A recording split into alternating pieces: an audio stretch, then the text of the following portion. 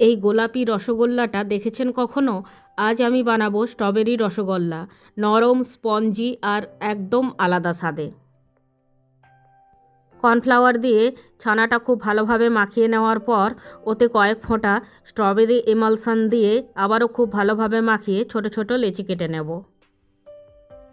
সমস্ত লেচি করে নেওয়া হয়ে গেছে। এবারে গোল করে নেব যেন কোনো ফাটা না থাকে, ফাটা থাকলে মিষ্টিগুলো হবে না। সব মিষ্টিগুলো আমার বানানো হয়ে গেছে। এবারে উনুনে কড়া বসিয়ে ওতে 1 কাপ চিনি, 3 কাপ জল, কয়েকটি এলাচ দিয়ে পাতলা চিনির রস বানিয়ে নেব।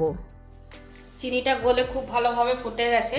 এবারে একটা একটা করে মিষ্টি ওতে ছেড়ে দেব, সাইড থেকে ছাড়তে হবে।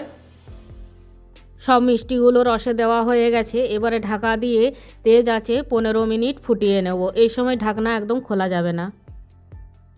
15 মিনিট পর মিষ্টিগুলো নাড়াচাড়া করে আবারও ঢাকা দিয়ে 10 মিনিট মিডিয়াম আঁচে ফুটিয়ে নেওয়ার পর উনান বন্ধ করে ঠান্ডা হওয়ার জন্য রেখে দেবো 6-7 ঘন্টা। তৈরি হয়ে গেল নরম স্পঞ্জি স্ট্রবেরি বা গোলাপি রসগোল্লা। রেসিপিটি ভালো লাগলে লাইক করুন আর এরকম নতুন নতুন রেসিপির জন্য চ্যানেলটি সাবস্ক্রাইব করে দিন। তাহলে আজকের মতো টাটা।